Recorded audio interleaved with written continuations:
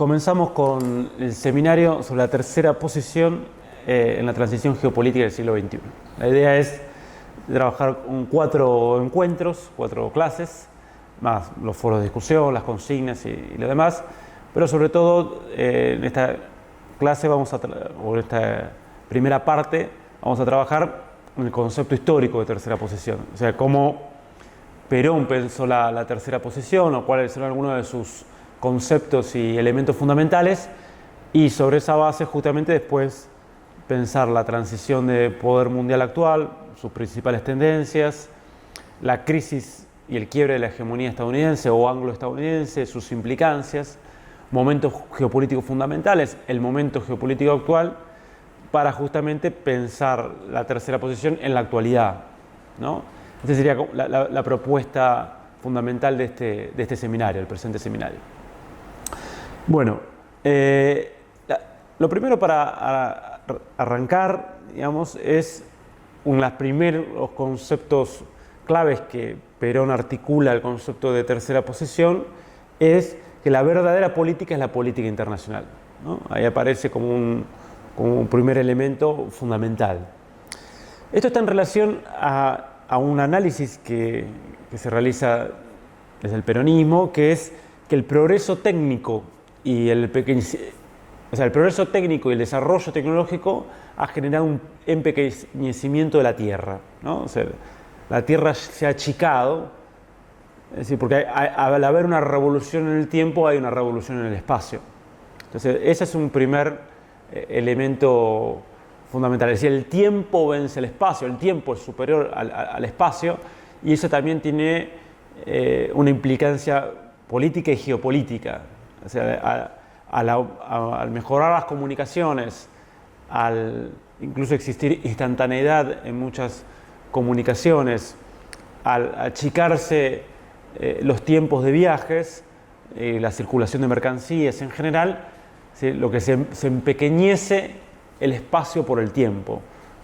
Incluso se elimina el espacio por el tiempo. Entonces ahí se produce una revolución que tiene bastante que ver con lo que el pensador geopolítico y estratégico inglés Halford Mackinder, pensador del Imperio Británico, a principios del siglo XIX, hablaba ya de que la época post-colombina, o sea, una vez ya conquistado el mundo por las potencias europeas e integrado el sistema mundo moderno capitalista, ¿no? En esa época post-colombina ya había o se había desarrollado un sistema político cerrado, ¿no? Había un sistema político cerrado en el que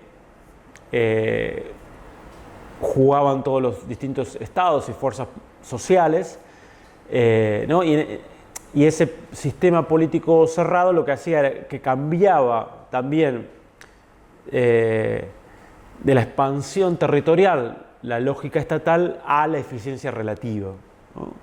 Entonces, digo esto porque Perón va a tomar mucho de las escuelas del pensamiento geopolítico, tanto alemana como inglesa, como americana, como distintas escuelas, y va a buscar producir una síntesis propia. Entonces ahí hay un primer elemento fundamental, ¿no?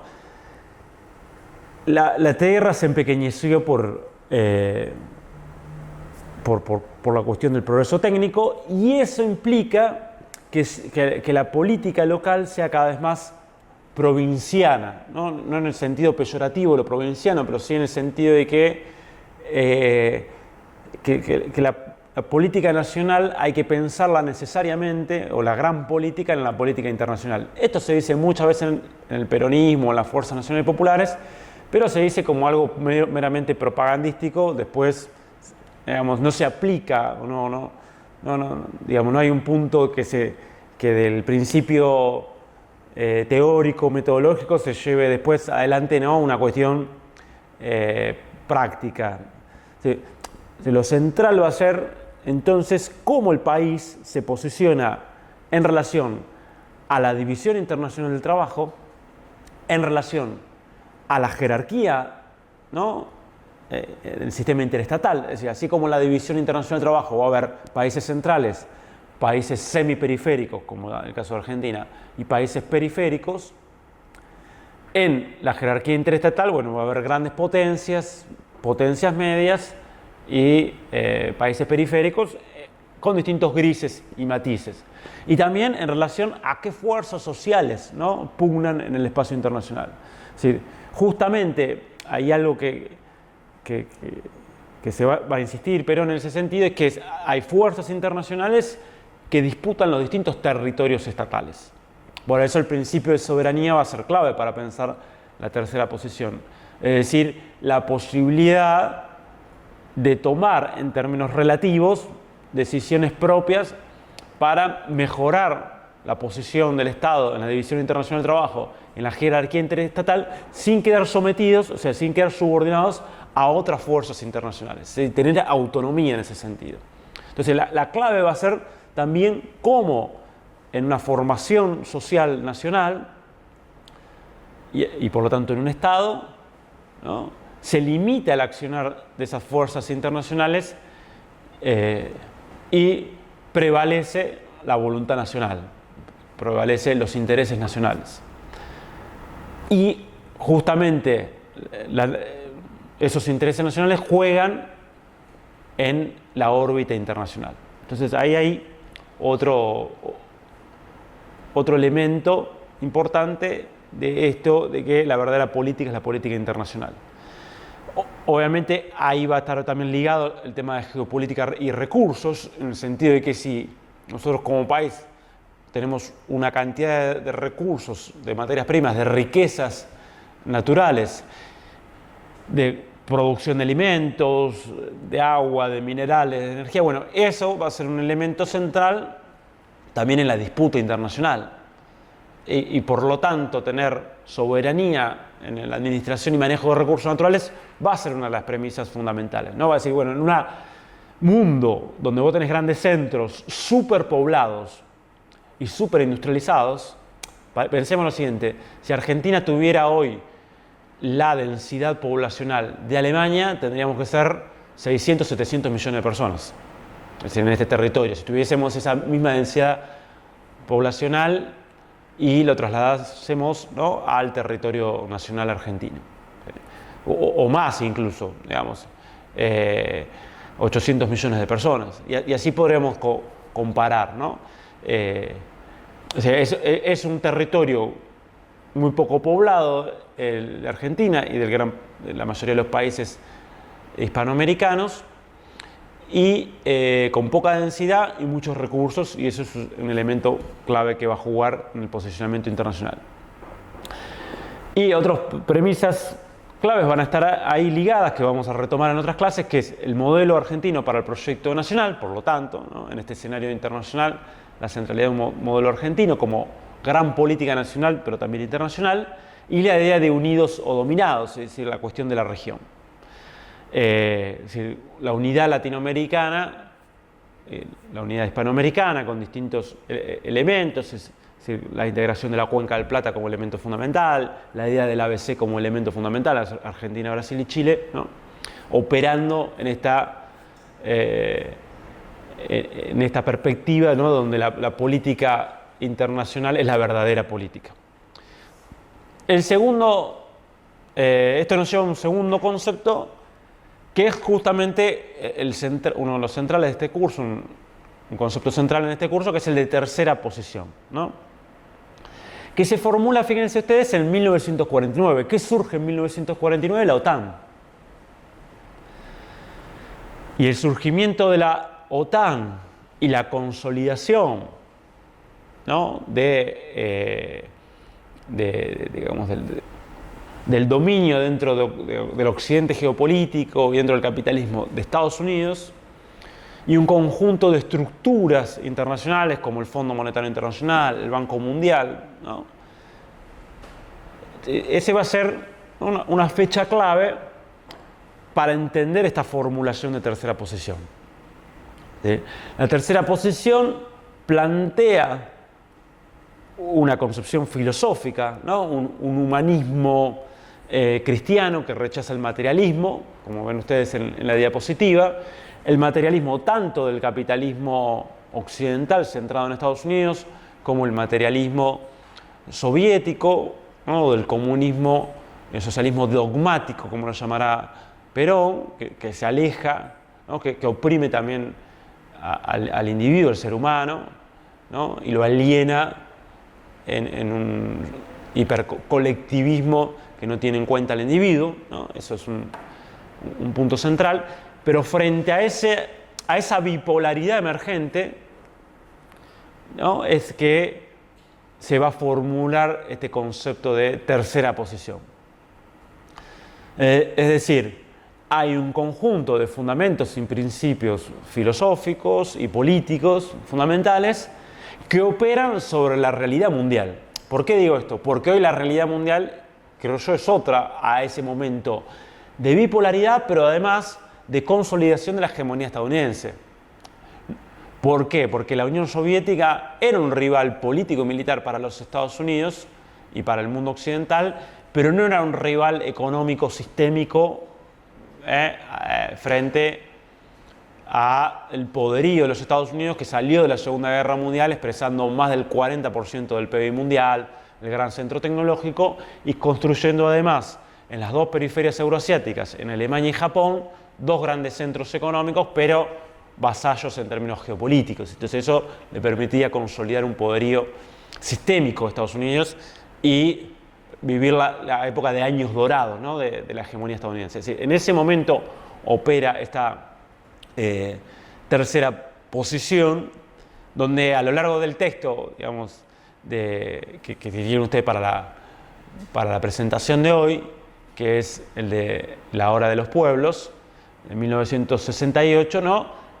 De alguna manera también actualiza esa elaboración de 1949 y la pone en relación al desarrollo de ese mundo bipolar 20 años después. Pero que sigue apareciendo, ¿no? como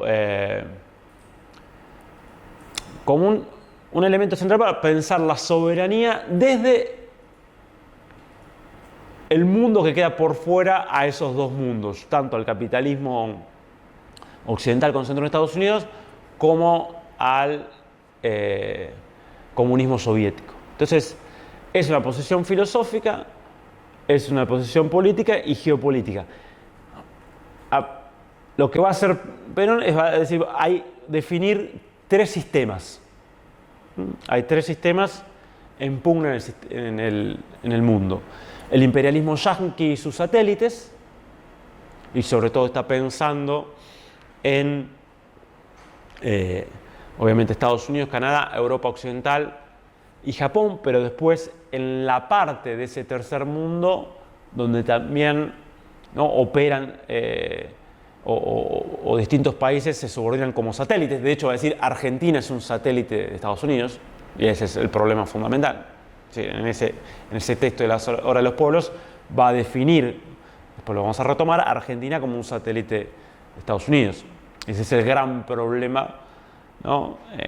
Esa relación de dependencia y subordinación es el gran problema para Argentina, es lo que imposibilita la realización de los principios fundamentales de la independencia económica, la soberanía política y la justicia social.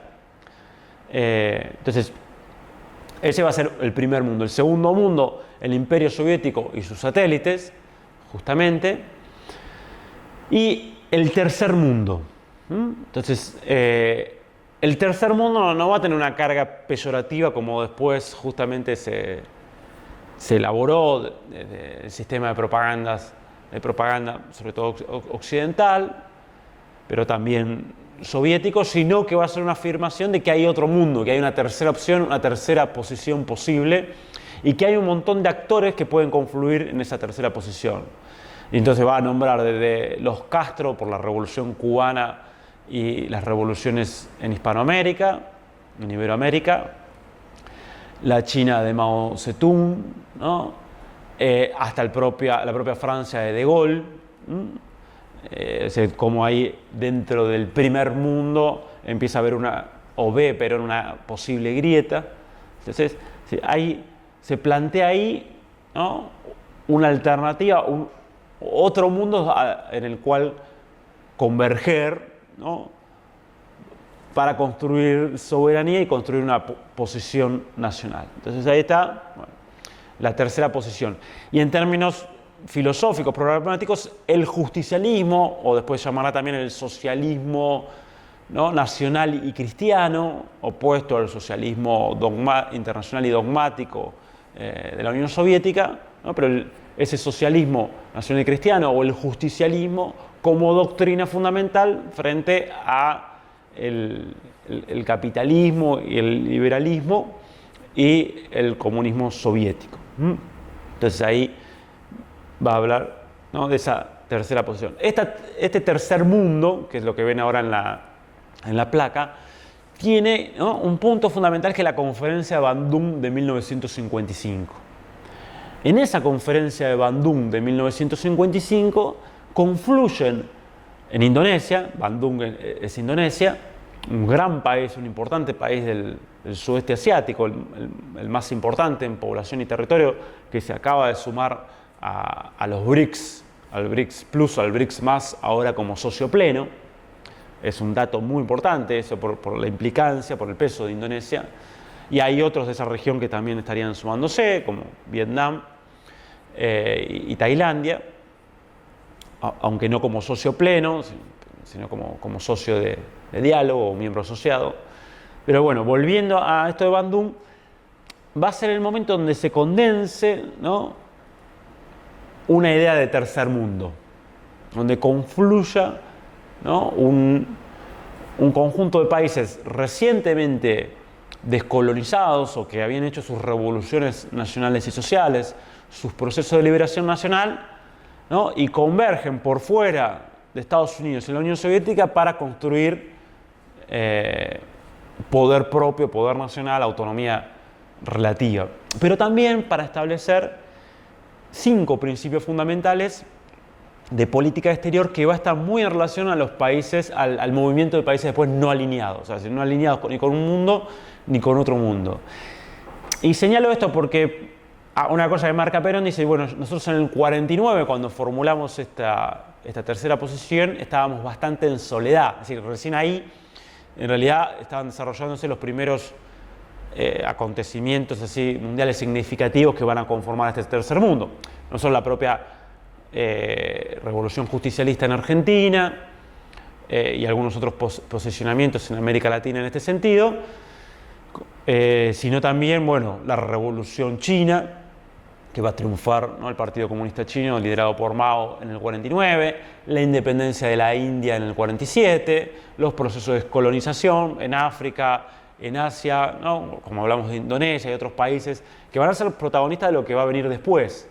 Pero bueno, el golpe de Estado en Argentina en el 55 frustra la posibilidad, ¿no?, de que también Argentina sea un protagonista fundamental en este movimiento que se estaba construyendo, ¿no?, este tercer mundo que se estaba construyendo.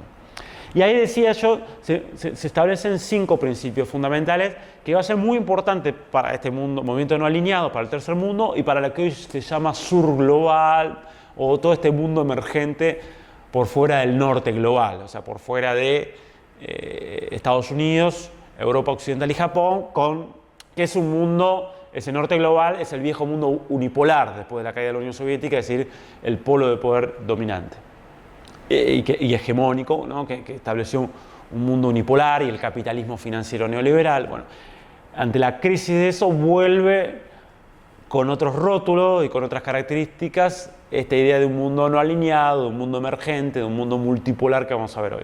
Pero un punto constitutivo de ese mundo es este tercer mundo del que habla Perón también en la Hora de los Pueblos. ¿Cuáles son los principios de esa política internacional? Bueno, uno, el respeto a la soberanía y la integridad territorial, frente al accionar de los imperialismos, ¿no?, soberanía e integridad territorial como punto principal, integridad territorial que también guarda relación con descolonización. Sí, y esto tiene que ver con la situación de Malvinas, por ejemplo, en el caso de Argentina, y otras situaciones, ¿no?, de colonialismo todavía vigentes. La no agresión mutua, se va a tratar de contener, de que no haya, ¿no?, dentro de este tercer mundo, conflictos, guerras, agresiones mutuas, algo que no es que se va a cumplir del todo, pero sí a ver ese principio como fundamento constitutivo de la relación y de la construcción de este tercer mundo. la no injerencia en asuntos internos, que también va a ser el elemento importante porque estas fuerzas internacionales justamente juegan dentro de los asuntos internos de cada Estado. Y los imperialismos juegan o fuerzan, ¿no? A posicionamiento o intentan conducir los distintos estados periféricos o vasallos. Entonces, ¿no? La no injerencia en asuntos internos va a ser como un principio clave de construcción de una soberanía real, no una soberanía meramente formal, que es el cambio fundamental que opera a partir del 45. O sea, la nueva construcción imperial estadounidense ya no se basa en un colonialismo formal, sino un neocolonialismo de tipo informal. Pero no solo Estados Unidos, sino los distintos imperialismos y las distintas fuerzas internacionales operan, ¿no? Dentro de esa, ¿no? o bajo el manto de una soberanía formal, pero una dependencia, una subordinación, un neocolonialismo en términos reales. Entonces, bueno, el tema de no injerencia en asuntos internos está estrechamente relacionado a eso, y está estrechamente relacionado también a algo que es que cada cultura, con sus propios valores, con sus propios núcleos míticos ontológicos, sus identidades, construyan sus propios sistemas políticos y que nadie se meta, ¿no? O sea, que fuerzas extranjeras o ningún imperio le diga lo que tiene que hacer, ¿no? A cada gran cultura, a cada civilización, a cada gran núcleo poblacional del mundo, de lo que tiene que hacer o cómo tiene que organizar su sistema político, qué valores tienen que tener, ¿no? Eso es un principio clave. Igualdad y beneficio mutuo es el otro principio que aquí se esgrime.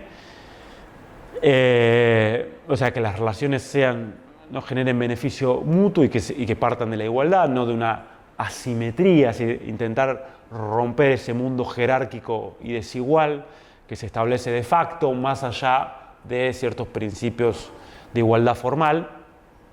O sea, la paz de Westfalia o que todos los estados son libres e iguales se incumple cotidianamente porque después hay una jerarquía muy bien establecidas que incluso a veces se ponen en juego, se cristalizan en instituciones como el FMI o el Fondo Monetario Internacional, ¿no? Dominado por Estados Unidos, y que en realidad genera un mundo de profundas desigualdades reales, ¿no? Un mundo asimétrico y desigual. Bueno, esta idea de igualdad y beneficio mutuo opera en contra de eso.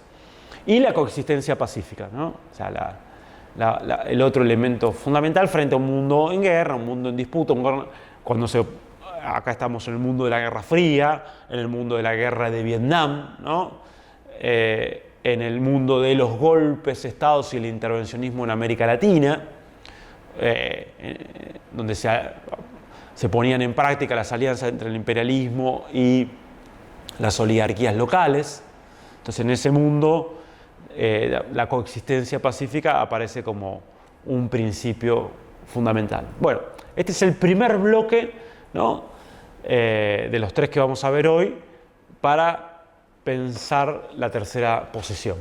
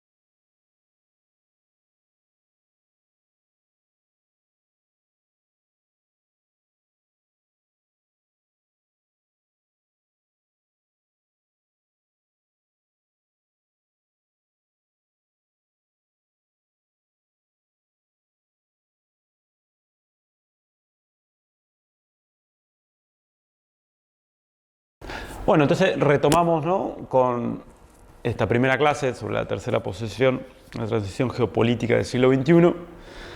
Y,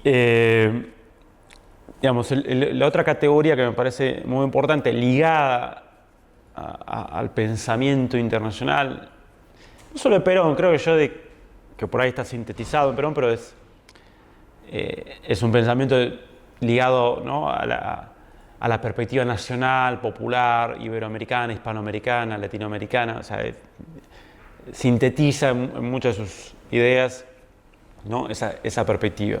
Entonces, va más allá, ¿no?, del propio peronismo como fuerza, ¿no? Es un pensamiento que se puede extender o ver, digamos, cómo está dialogando y articulando elementos de toda la tradición nacional popular hispanoamericana, iberoamericana y latinoamericana. Entonces, decía, volviendo, el otro concepto importante es esta idea que aparece muy fuerte en distintos trabajos y por supuesto en la obra de los pueblos, que hay dos grandes líneas históricas, ¿no? Ahí lo ven en la presentación, ¿no? La hispánica nacional y la anglosajona y antinacional. ¿Sí? De acuerdo a Perón y insisto, gran parte del pensamiento nacional popular hispanoamericano, desde la propia caída de los virreinatos, de los propios procesos de independencia, se pone de manifiesto esta tensión fundamental que va a ser clave, que va a ser la contradicción clave para entender las distintas grandes contradicciones políticas que surcan el territorio. Y también esta tensión fundamental entre las fuerzas que quieren mantener, ¿no?, la dependencia y la subordinación hispanoamericana y iberoamericana a el imperialismo dominante, frente a las fuerzas que intentan romper, ¿no?, con esa subordinación, con esa dependencia, con esa situación estructural. Entonces, dice, bueno, ya el enfrentamiento entre Buenos Aires, dice, la absorbente ciudad-puerto, con el interior, yo lo pongo entre comillas porque es un concepto polémico, si podemos decir las provincias, ese sector defensor de las autonomías de las provincias confederadas, ya ese enfrentamiento tiene que ver justamente con esta tensión fundamental. Este enfrentamiento entre incluso actores que pueden ser de Buenos Aires, como Belgrano Rivadavia, pero que tienen proyectos diametralmente distintos, ¿no?, o el propio San Martín con la ciudad puerto, ¿no?, o esta tensión entre la subordinación al nuevo imperio emergente, al nuevo centro emergente, que era el Imperio Británico, una subordinación de carácter neocolonial, pero que después, ¿no?, se va a traducir, ¿no?, en los modelos agroexportadores, los modelos primarios exportadores y un reacomodamiento de la región en la División Internacional del Trabajo, pero manteniendo, ¿no?, el mismo lugar de territorio de extracción primario exportador. Entonces, así como en su momento la plata americana fue la clave para que las potencias occidentales puedan participar del comercio euroasiático, y de hecho el sumidero de la plata y los metales preciosos de América Latina en realidad era China, donde las potencias occidentales, China, India y otros territorios, pero sobre todo China, donde las potencias occidentales compraban con esa plata o podían empezar a participar del gran comercio euroasiático, o pudieron construir una armada para triunfar, ¿no?, en Lepanto contra los otomanos, ¿no? Ese lugar de la región se va a mantener e incluso agudizar con el colonialismo británico. Pero que a partir de 1889, a partir de la Conferencia de Panamá y a partir de que Estados Unidos, ¿no?, se desarrolla de semiperiferia ligada o parte del imperio informal británico a gran centro y potencia anglosajona, ¿no?, ahí la clave también para esta interpretación, estas dos líneas en el continente americano va a ser ¿no? el lugar de Estados Unidos y su proyecto continental. Desde la doctrina Monroe de 1823, de América para los norteamericanos, que en realidad es una doctrina que en parte tiene mucha influencia inglesa, porque en realidad a Inglaterra por esos años le interesaba justamente que España y Portugal no vuelvan a reclamar sus colonias en Iberoamérica. Entonces, porque fíjense que de hecho no pone en discusión en ningún momento Estados Unidos las posesiones británicas en el continente americano. Pero sí, obviamente, las posesiones portuguesas y españolas. De hecho, la guerra de 1898 contra España va a tener que ver con terminar de desplazar al Imperio Español, o los restos, lo que quedaba del Imperio Español, de Iberoamérica, y arrebatarle el control de Puerto Rico, de Cuba, posesiones claves en el Caribe, como también Filipinas y Guam en el Pacífico. Estados Unidos con Filipinas y Guam, y antes con Hawái, empieza a construir su imperio en el Pacífico. Entonces, insisto, a partir de 1889 en adelante, esa línea anglosajona va a tener dos caras con sus contradicciones, ¿no? El imperio, o sea, los ingleses y los americanos, por más que a partir de 1907 haya una confluencia expresada por propio Maham entre los británicos y los americanos, conformando cada vez más lo que va a ser, ¿no? el polo de poder anglo-estadounidense, o el imperio anglo-estadounidense, o el imperio anglosajón, pero cuyo centro se va a ir trasladando progresivamente y no sin contradicciones y peleas importantes, de Londres a Wall Street y a Washington.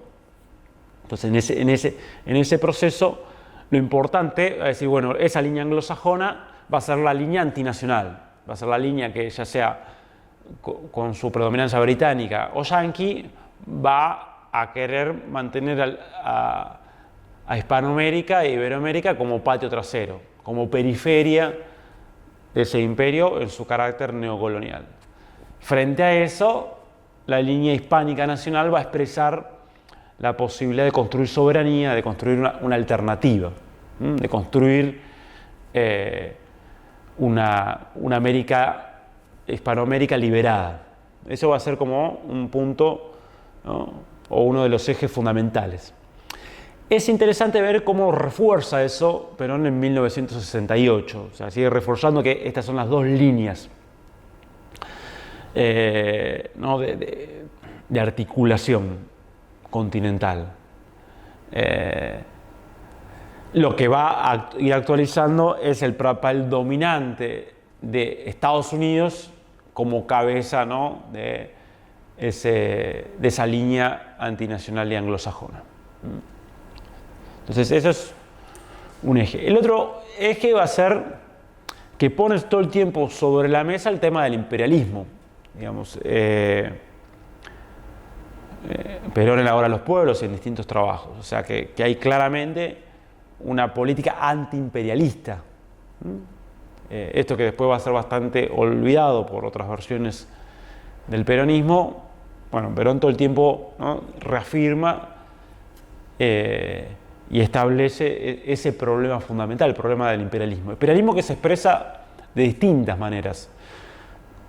Uno, ¿no? Tiene que ver con esta idea de la sinarquía, que hay una mirada muy conspiranoide, ¿no? que la sinarquía es como unas cuestiones secretas que intentan imponer de forma no sutil, velada a los pueblos su voluntad, y por más que eso exista, Perón apuntaba a algo mucho más, me parece, llano y visible. Hay fuerzas, o sea, hay grandes internacionales, grandes estructuras de poder que disputan los distintos territorios y que establecen, ¿no?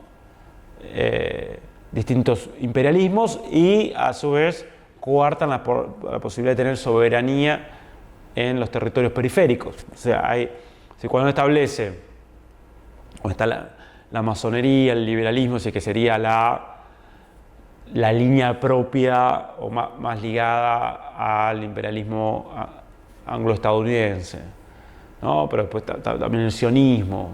Después está el Vaticano, que hay diferencia, ¿no? El tema de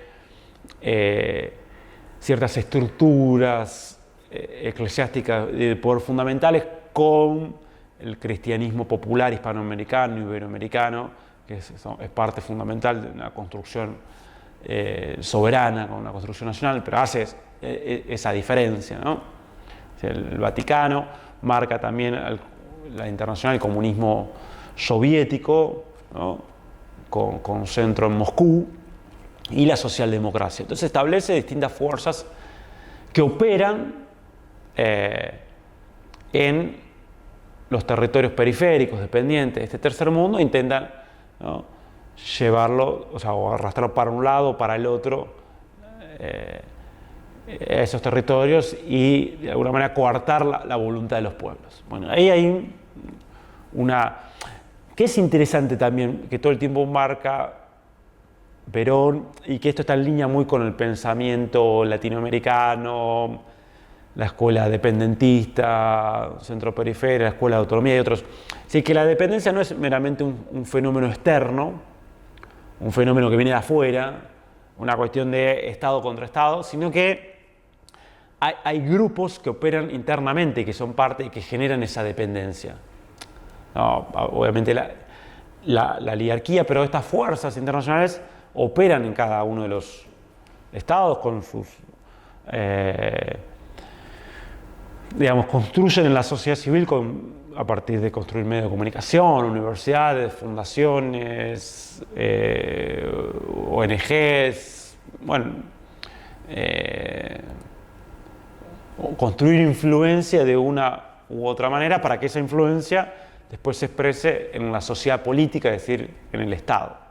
Si no es solo un fenómeno externo, esa relación de dependencia, sino que es un fenómeno también interno. Insisto, donde opera la oligarquía, pero también estas fuerzas internacionales. El otro punto que señala, que está ahí en las diapositivas, y un punto central que me parece clave para entender también la actualidad, es que el imperialismo yanqui tomó el mando del anglosajonismo. Entonces pasamos del área libra esterlina al área dólar, que es de hecho lo que pasó en toda Hispanoamérica, ¿no? O sea, la subordinación al dólar. Y también como fue Washington, Nueva York, Wall Street, el Pentágono, Silicon Valley, digamos, los núcleos fundamentales del poder, que desplazó, ¿no? El centro del mundo anglosajón.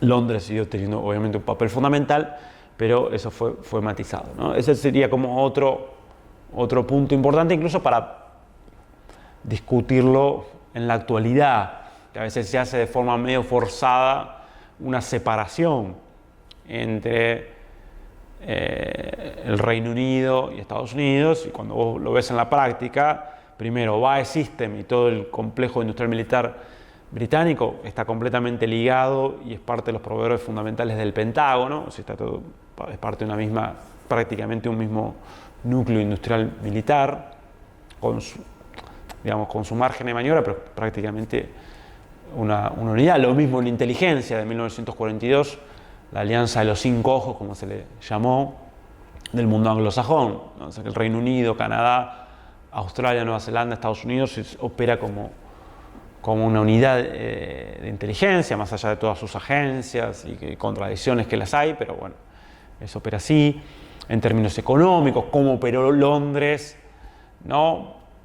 Para el proceso de financiarización a partir de los 80, pero para expandir también justamente el área dólar, ¿no? El euro dólar y todo el mercado financiero expandido desde Londres, pero operado por bancos, los grandes bancos y grupos financieros estadounidenses o anglo-estadounidenses. Sí, ahí hay una unidad geopolítica, geoestratégica muy importante, surcada por tensiones que hoy existen entre distintas fracciones de un lado y del otro, pero que esto ya, ¿no?, se marca como tema muy importante por el propio Perón en la obra de los pueblos. Y eso tiene implicancias, obviamente, para nuestra realidad nacional. También marca esta otra cuestión. Bueno, Argentina, en lo internacional, que es donde verdaderamente importa, donde se define la política, ¿no?, es un satélite del imperialismo yanqui desde 1955. O sea, si hay algo, digamos que, bueno, dice sumisamente subordinado y obediente. Si hay algo que se jugaba en el golpe del 55, tanto por la línea más de, muy entre comillas, nacionalismo conservador, aristocrático de Leonardi, ¿no?, como por la línea, ¿no?, más liberal de Rojas Aramburu, pero una u otra fracción del poder dominante y de las oligarquías locales articuladas con el imperialismo o con los imperialismos, ¿no?, era volver a poner a Argentina como, ¿no?, como un satélite del imperialismo yanqui. O sea, en el 55 se jugaba eso. Porque esto es interesante. ¿Cuándo se construye la idea de tercera posesión? Se construye en la etapa de caos sistémico que va de 1914 al 45, ¿no?, la etapa de desorden mundial, de transición de poder mundial, el periodo entre guerras, ¿no?, caída de la hegemonía británica, del imperio británico, surgimiento de Estados Unidos como gran centro económico emergente, también de Alemania, también de Japón, pero Estados Unidos como el gran nuevo taller industrial, con otro desarrollo del capitalismo basado en la organización científica del trabajo, el Fordismo, la cadena de montaje, las grandes corporaciones verticalmente integradas y que empieza a poner filiales en las periferias, ¿no? Se pone una fábrica Ford, ¿no?, ya sea en Argentina, en Brasil, en México o en Europa. Es otra forma de capital, que es este capital multinacional que empieza a operar con sus bancos apalancando sus sectores industriales y expandiéndose a nivel global. La gran crisis del 30, ¿no?, las revoluciones. Entonces, esos periodos de caos sistémico, como veremos por ahí en las clases que vienen, son periodos de revoluciones y contrarrevoluciones, de grandes oportunidades históricas para los pueblos, pero también de grandes monstruos o de grandes procesos de periferialización. No es casualidad que justamente entre 1910 al 49 se hayan dado grandes revoluciones, de la Revolución Mexicana, el irigoyenismo primero en Argentina y después el peronismo, ¿no?, proceso de democratización nacional, popular, después un proceso de transformación estructural. En toda Hispanoamérica y Iberoamérica se dan procesos con similitudes nacionales populares, pero también la Revolución Rusa del 17, y su guerra civil hasta el 22, la Revolución China que empieza en 1911 con Sun Yat-sen y demás, ¿no?, y avanza bajo una forma de guerra civil también que termina de resolverse en el 49, y sobre todo en la guerra de Corea del 53, que creo que es un parteaguas clave, que ahí termina de cerrar todo un periodo, y ahí es cuando se le empieza a cerrar el espacio de oportunidad histórica al peronismo. Bueno, ya se empieza a cerrar el 46, el 49, y en el 53 empieza a estar mucho más complicado. Entonces el concepto de tercera posición se da en ese periodo de caos sistémico. Cuando se empieza a cerrar ese periodo de caos sistémico, que es la ventana de oportunidad histórica, insisto, 49 OTAN, ahí aparece la idea de tercera posición, porque ahí empiezan las presiones para, ¿no?, limitar la soberanía argentina. Incluso aparece esta idea del ABC, el nuevo ABC que elabora Perón, pensando, ¿no?, o trayendo sobre la mesa el ABC del Barón de Río Branco, ¿no?, propuesto esta idea de Brasil, pero más en términos defensivos, ¿no?, la articulación entre Argentina, Brasil y Chile para sostener la neutralidad durante la Primera Guerra Mundial. Entonces ahí aparece, ¿no?, en Perón esta idea continentalista. Ahora veremos algún punto, algo de eso, pero lo importante es que se le empieza a cerrar, ¿no?, esta ventana de oportunidad histórica. Insisto, después viene el embargo por parte de Estados Unidos, que complica mucho a la Argentina, porque la tecnología de punta estaba en Estados Unidos y había poco, o sea, no había otros oferentes como existen en el mundo actual. O sea, se empieza a cerrar ese mundo. Hay un reparto del mundo también en áreas de influencia, entonces la propia Unión Soviética juega también como parte de las fuerzas de la Unión Democrática o parte de las fuerzas antinacionales. Incluso las distintas sectores de la llamada, entre comillas, sinarquía, ¿no?, de estas internacionales juegan en esa Unión Democrática. Se empieza a cerrar ese espacio. Y en el 55 se juega eso. Que no se juega solo acá. Fíjense que en el 54 también se suicida Vargas en Brasil, que ya se había deshilachado en parte su gobierno. En Chile se empieza también a producir un giro gubernamental, alejándose de posiciones nacionales populares. Tenés el golpe contra Arbenz también en Centroamérica, o sea, en Guatemala. Bueno, si se empieza a cerrar ese escenario. Y el 55 es el momento clave en donde esa resistencia a ser parte del satélite de Estados Unidos se termina de imponer. Y ahí ata otra cuestión central, pero que es cómo esa imposición de un proyecto imperial oligárquico es el gran obstáculo al desarrollo, que es un debate fundamental, ¿no?, de antes y del hoy, más cuando se hablan de hoy por hoy, ¿no?, de una posibilidad de un desarrollo por invitación, o sea, que Estados Unidos puede invitar al desarrollo. Bueno, yo escribí una crítica, ¿no?, a esa posición, o que haya una posibilidad de desarrollo en una alianza con los Estados Unidos. Bueno, eso creo que es un tema central del debate contemporáneo, pero en ese sentido dice, bueno, nosotros no somos subdesarrollados. Hay una crítica ahí a esa teoría etapista del desarrollo, como si fueran un caminito. Somos países esquilmados desde fuera, y destrozados desde los centros vernáculos de la oligarquía. O sea, si no es un problema de ir cumpliendo etapas para desarrollarse, sino que acá está operando una relación de dependencia, una relación desigual y combinada, y al haberse impuesto las fuerzas antinacionales, eso rompió la posibilidad de desarrollo y genera, ¿no?, que el país sea esquilmado, es decir, una permanente transferencia de riqueza desde el país, de los sectores productivos, al capital financiero, y de adentro hacia afuera, vía pago de la deuda, vía fletes, vía transferencia de ganancias, bueno, y distintos mecanismos. Imposibilidad de desarrollo tecnológico e industrial local. Bueno, hay distintos mecanismos donde se establece, según la mirada de Perón, esa relación de dependencia, esa relación de esquilmaje.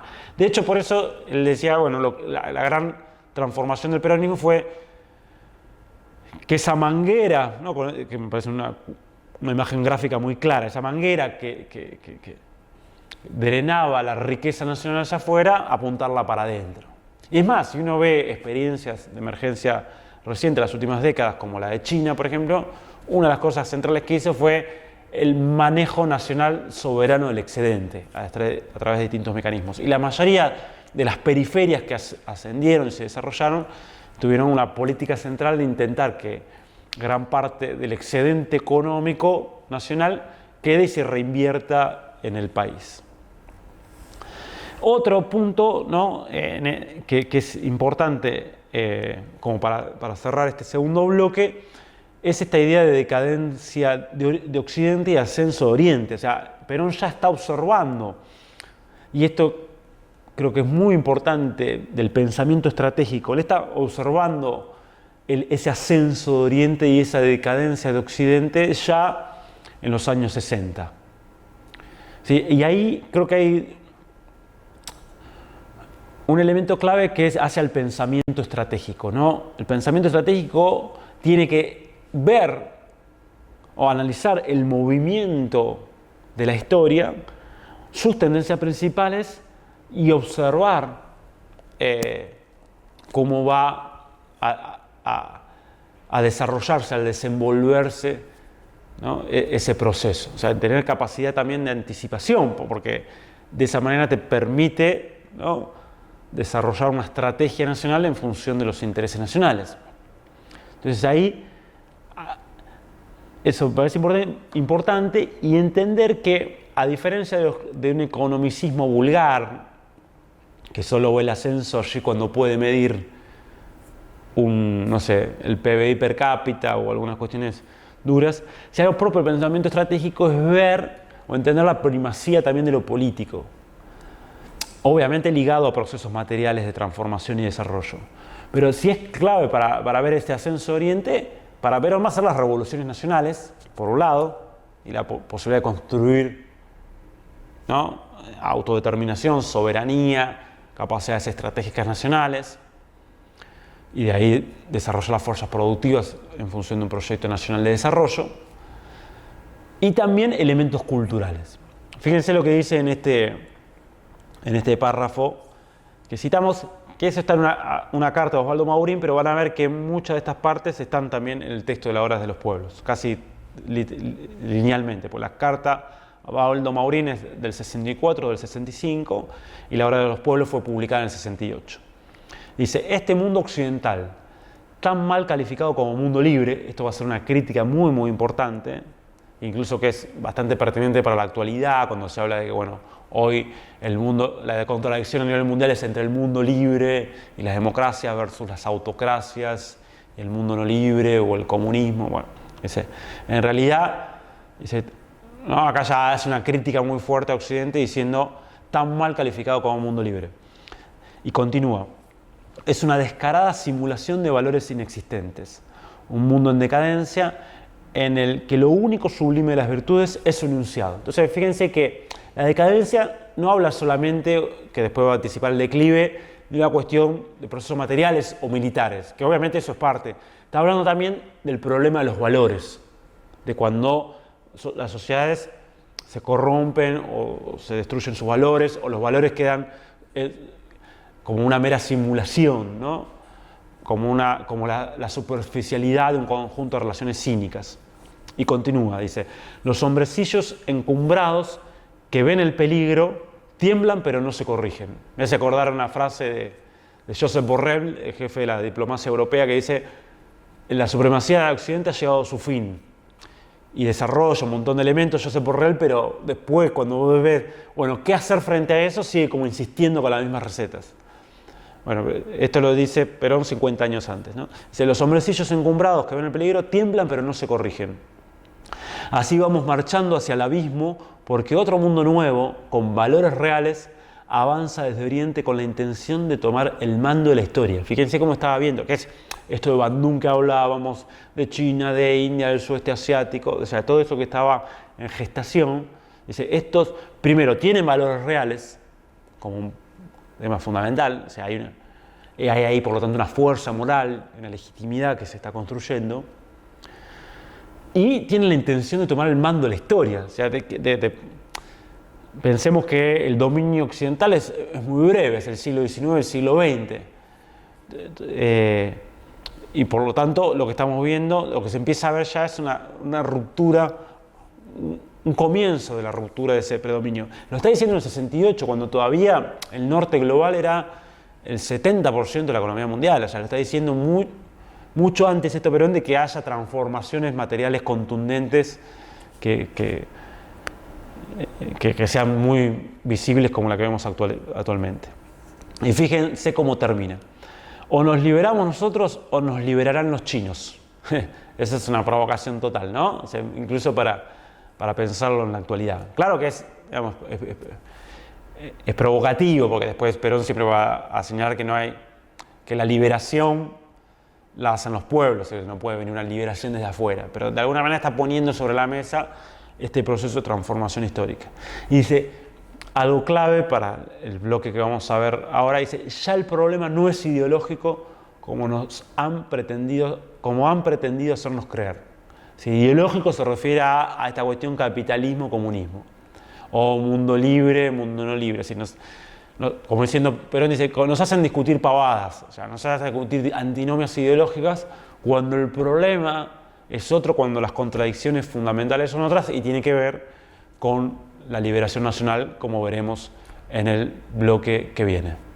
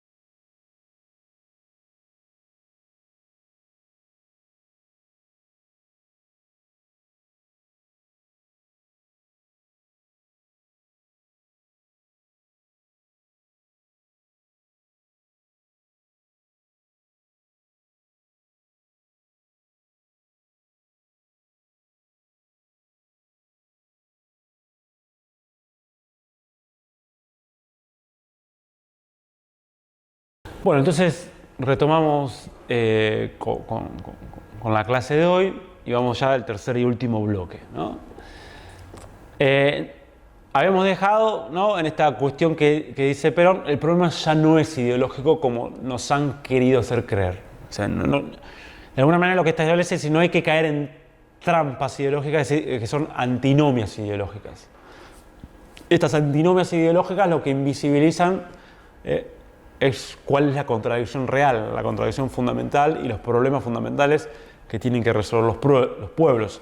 Invisibilizan cuáles son los intereses verdaderamente empuja las fuerzas políticas y sociales que están, ¿no?, luchando en un territorio específico. Entonces hay que tratar, siempre en términos metodológicos, observar cuáles son las antinomias ideológicas que cada fuerza intenta imponer para conducir el debate y conducir los ejes del debate.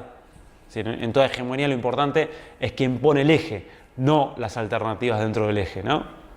O sea, quien pone el eje de discusión. Entonces dice, no, el eje de discusión es capitalismo-socialismo. Bueno, ahí queda subordinado, ¿no?, a una discusión ajena a tus propios intereses, formula Perón. O sea, ¿cuál es la verdadera discusión? ¿Cuál es la contradicción fundamental que debemos resolver? ¿Cuál es el problema que tenemos que enfrentar? ¿Liberación o neocolonialismo?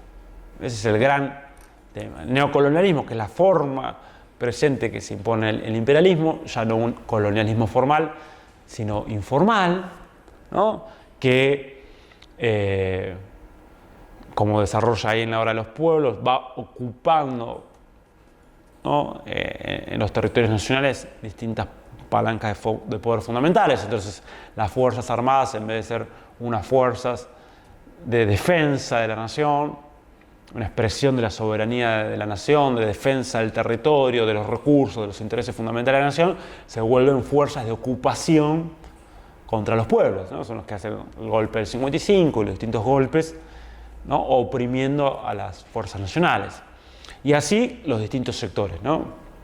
Tenés, ¿no?, los resortes del poder económico completamente extranjerizados y por fuera de la voluntad nacional, los resortes del poder ideológico cultural también completamente ocupados por fuerzas imperialistas o de las oligarquías locales. Y eso mira Perón, ¿no?, como él está entendiendo este neocolonialismo, o sea, cómo se impone ese neocolonialismo, o el tema de pertenecer al área dólar, un dólar sobrevalorado y que permanentemente obliga o impone, ¿no?, una transferencia de recursos de la periferia hacia el centro, ¿no?, como diría Gerard d'Estaing, el famoso ministro de Finanzas francés de los años 60, ¿no?, ese privilegio extraordinario por la cual, o que hace que buena parte del mundo termine trabajando para los Estados Unidos. Entonces, todo eso está viendo Perón como elementos claves de este neocolonialismo. Por eso dice, esta es la contradicción principal, no es entre capitalismo y comunismo, sino entre liberación y neocolonialismo. Y ahí aparece, ¿no?, también incluso en esta gráfica que yo recupero, que es de un libro de Indig, que muestra el peronismo a través de su producción gráfica, a través de sus ilustraciones, a través de imágenes del plan quinquenal, imágenes de propaganda, folletos, distintas cuestiones, ¿no? Muestra también, por ejemplo, un representante de la oligarquía, el imperialismo, diciendo Perón nazi, Perón comunista, digamos, o sea, utilizando de forma indistinta, ¿no?, antinomias ideológicas, pero para, de alguna manera, no discutir o evitar o invisibilizar, ¿no?, los debates fundamentales, las contradicciones fundamentales que atraviesan un territorio.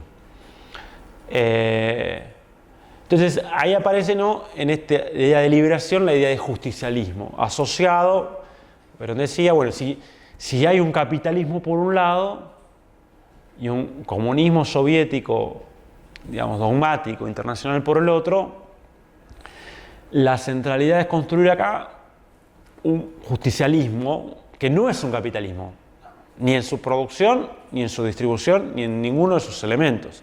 Lo cual no quiere decir que no haya capitalistas y relaciones de producción capitalista en la formación social, pero no es lo que predomina. El justicialismo, digamos, es, entre otras cuestiones, porque es una economía subordinada al bienestar y a la justicia social, ¿no?, como muestra las imágenes.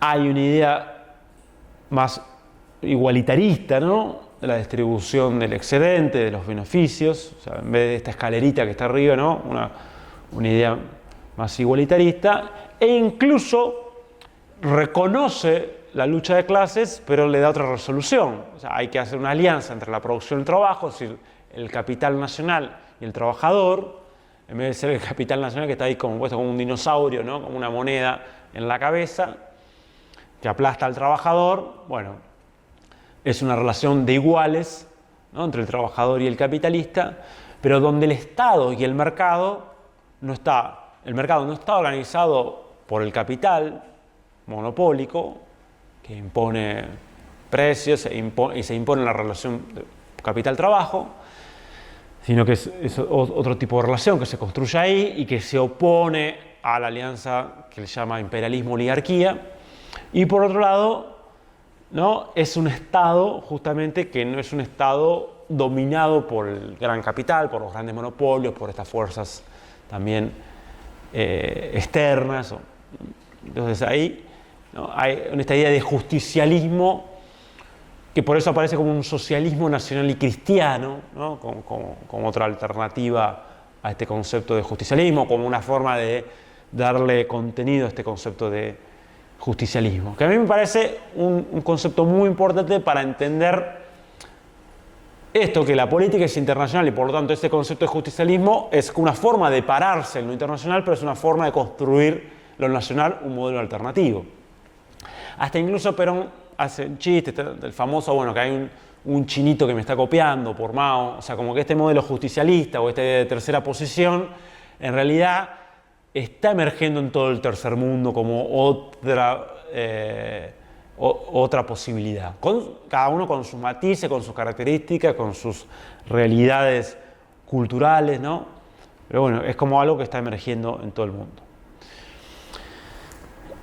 El otro idea operativa muy importante, que incluso muchos dicen, bueno, esto da lugar a otro principio, además de los tres básicos, que es justicia social, independencia económica, soberanía política, dice la unidad latinoamericana o la unidad hispanoamericana, iberoamericana y latinoamericana, ¿no? Como otro principio, bueno, viene de esta idea fundamental del continentalismo, que después lo vamos a retomar en otras clases, ¿no? Pero que eso es un componente muy importante de la tercera, para pensar la tercera posición en su momento por Perón y para pensarla en la actualidad. El continentalismo, ¿qué continentalismo? Nacional hispanoamericano o iberoamericano. Una revolución clave que hace Perón es volver a reunir lo que después de 3 siglos estaba dividido, que era dentro de Iberoamérica la parte hispanoamericana y lusoamericana. ¿Por qué? Porque en su idea principal del ABC es articular con Brasil. O sea, la unidad continental pasa por la unidad con Brasil, también con Chile, porque ahí es la unidad también de los dos grandes océanos, ¿no? Pacífico y Atlántico, los dos grandes océanos de la civilización moderna, dirá. Es decir, algo que fue fragmentado en su momento, primero por la propia división en la península ibérica, ¿no? La separación entre Portugal y España, y después por el proceso de fragmentación, ¿no? con las independencias, y donde se fragmenta el propio Virreinato del Río de la Plata, o se fragmenta la posibilidad, y ahí culpa también a Moreno y otros personajes de la primera Junta, Perón, de rechazar la posibilidad de una unidad con Chile, que le hubiese generado una unidad, ¿no? en el cono sur, una unidad estatal con frente en los dos grandes océanos, ¿no? El Pacífico y el Atlántico. Bueno, entonces ahí aparece esta idea de continentalismo como salida. El principio es, y esto se da cuenta Perón en el 51, cuando en pleno desarrollo, pensamiento de elaboración del segundo plan quinquenal, que iba por los medios de producción, por las industrias de industrias, ¿no? Por ir a otro nivel de industrialización y por lo tanto de independencia económica, se da cuenta que, y lo dice explícitamente, Argentina no tiene por sí misma unidad económica suficiente. O sea, por sí misma no tiene escala económica suficiente. Pero tampoco lo tiene Brasil y tampoco lo tiene Chile. Entonces, para tener escala, necesita mínimamente la articulación de Argentina, Brasil y Chile, que es una escala económica, pero también geopolítica, y que permitiría construir, ¿no? un Estado continental al sur del continente que se pare, ¿no? como un bloque de poder en el escenario internacional, que se pare como un poder en el escenario internacional, un nuevo centro emergente. O sea, que haga viable, es lo que puede hacer viable el proceso de liberación de este continentalismo, más allá de que después las tareas son nacionales. y que la tarea central tiene que ver con el desarrollo nacional, que está a nuestro alcance. Pero aparece esta idea de continentalismo como cuestión fundamental, y un continentalismo político, no económico. Él va a ser muy crítico a esa idea de primero hacer áreas de libre comercio para después intentar construcciones políticas, y eso va a llevar al fracaso, ¿sí? Hay que ir al continentalismo, que tiene un componente económico, material, político y estratégico. También, en este sentido, va a formular otro concepto, otra idea revolucionaria, que es la unidad de la Cuenca del Plata. Y más en un momento en que piensen que ustedes que gran parte del pensamiento estratégico argentino estaba pensando en la guerra con Brasil y en el enfrentamiento con Brasil. Entonces esto es profundamente revolucionario. O sea, pensar de la competencia con Brasil como gran enemigo, gran hipótesis de conflicto, a la unidad con Brasil y con Chile y la unidad de la Cuenca del Plata. ¿Por qué? Porque ahí hay un principio geográfico clave que está operando. Nuestro Mississippi, Missouri, que es la Cuenca del Plata, el río Uruguay, Paraguay, ¿no? Paraná, o sea, ese es nuestro Mississippi, Missouri, y en vez de estar integrado, como está en Estados Unidos, en un estado continental, está fragmentado en 5 estados. Es decir, Argentina, Uruguay, Brasil, Paraguay, Bolivia. Entonces eso, una de las primeras tareas es reunir eso que está fragmentado, esa cuenca que debería ser nuestro eje troncal de desarrollo alternativo. Entonces, bueno, ahí también está el planteo de que, o sea, desde esa unidad del ABC y de la unidad de la Cuenca del Plata es posible pensar en una unidad sudamericana como espacio continental fundamental, y de ahí tener la posibilidad de pensar en una integración latinoamericana. De hecho, hay una estrategia ahí, ¿no? Con un conjunto de pasos, que de hecho, si miramos la primera década del siglo XXI y cómo se empiezan a dar los procesos de integración en una nueva correlación de fuerzas a nivel continental y de reemergencia de las fuerzas nacionales y populares, bueno, primero se recupera el Mercosur, pensándolo desde Argentina y la Cuenca del Plata. Bueno, se recupera el Mercosur como algo más que un área de libre comercio, si se vuelve a poner sobre la mesa algo que ya era en los papeles, pero bueno, tratar de hacerla más efectiva, una unión aduanera, pero también una unidad económica, y de ahí pensar, ¿no?, también un Mercosur más político, que como piedra fundamental para integrar otros países como Bolivia, Venezuela, hasta incluso en un momento aparecía Ecuador, y a su vez pensar la UNASUR, ¿no?, y después la CELAC, o sea, la Unión de Naciones Sudamericanas, 2008, y después la CELAC, 2010-2011. Bien. Y lo último que agrego a esto, porque ya después de la próxima clase vamos a trabajar más sobre la transición de poder actual y cómo pensar estos conceptos que van atados, ¿no?, a la tercera posición y a la perspectiva del pensamiento estratégico, el pensamiento, la política internacional en el peronismo y en el nacionalismo popular, para ser más amplios. Bueno, este último concepto es el de democracia, porque está muy vinculado a la idea de justicialismo. ¿Por qué? Y creo que es muy pertinente para el debate actual. O sea, Perón va a ser muy claro en una crítica al liberalismo, ¿no?, a la democracia burguesa, que en realidad, ¿no?, va a estar muy claro ahí una crítica en el sentido que eso es una plutocracia más que una democracia. Es un gobierno de los sectores más poderosos, de los ricos. Digamos, es incluso un sistema que él va a decir ya quedó obsoleto, que eso surge de las revoluciones burguesas y liberales del siglo XVII, XVIII y XIX como forma de gobierno fundamental del desarrollo capitalista, y por lo tanto, si nosotros vamos a otro modelo social, en este caso el justicialismo, hay que pensar en otro sistema político. Porque además hay que pensar que eso no es una democracia real. En realidad son sistemas republicanos liberales, plutocráticos, o demoburgueses, como dicen, donde participa una élite económicamente poderosa, los grandes monopolios son los que definen los destinos de la nación, y en el caso de los países dependientes o periféricos, ese control está fundamentalmente ligado a fuerzas exteriores, minando la posibilidad de autodeterminación nacional, de democracia real. Entonces ahí aparece el concepto de la verdadera democracia. Y fíjense, un tema central que entonces se acerca, la democracia tiene que ver con dos cuestiones fundamentales.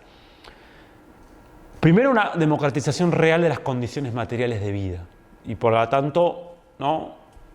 Un empoderamiento del sector obrero en sus condiciones materiales de vida. Es decir, la democracia no es solo la posibilidad de votar, que además, ¿no? Diría, pero cuando uno vota o utiliza el sistema democrático liberal, incluso para llevar adelante algunas reformas estructurales que va en contra de los intereses de la plutocracia, bueno, rápidamente se suspende esa democracia. ¿Sí? Aparece el golpe de Estado, aparece distintas formas para eliminar esa democratización real de los sistemas republicanos liberales. Entonces, una primera cuestión es ligar el concepto de democracia no solo a derechos políticos y civiles, sino también a derechos sociales, a educación, salud, vivienda, trabajo. O sea, una democracia real es cuando las masas trabajadoras, las clases populares, acceden a esos derechos. Entonces hay una democratización real, material, que hace posible una democracia real en lo político. Y la otra cuestión que está en ese gráfico tan claro, ¿no? Que es un obrero en la fábrica, pero a su vez participando en el Congreso, en las embajadas, en los ministerios, ¿no? O sea, obreros embajadores, obreros ministros, obreros poder legislativo. Es decir, el obrero a las clases populares no solo como individuos, sino como clases populares a través de sus organizaciones intermedias, a través de sus distintas formas de expresión, participando en términos reales de la vida política del país. ¿Por qué digo esto? Porque nosotros no tenemos que pensar la política internacional como ajena, disociada de la política nacional. En realidad se está pensando un proyecto político, estratégico, un modelo argentino, ¿no? para el desarrollo nacional.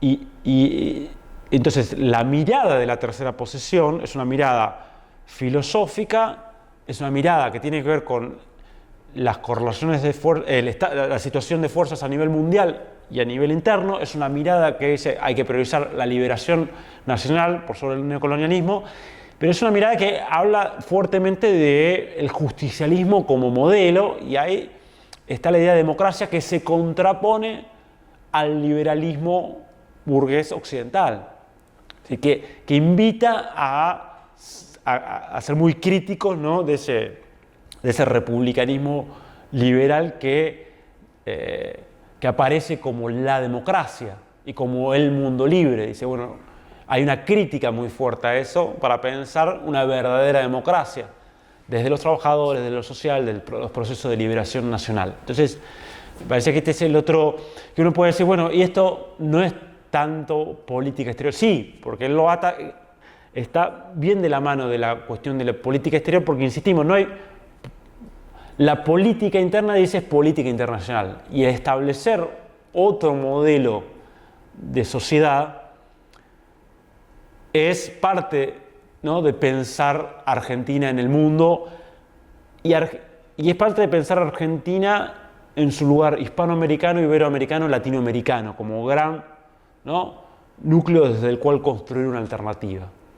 Entonces, bueno, con esto cerramos como un repaso de algunos conceptos fundamentales, o de esta perspectiva de tercera posesión, de la perspectiva de Perón en términos de política internacional, en términos más históricos y en un contexto específico. Ahora ese contexto cambió rotundamente, así que bueno, el desafío de las próximas clases es pensar muchos de estos conceptos y estas ideas fundamentales en la actualidad, en la transición de poder actual, en el caos sistémico actual. Así que bueno, hasta la próxima.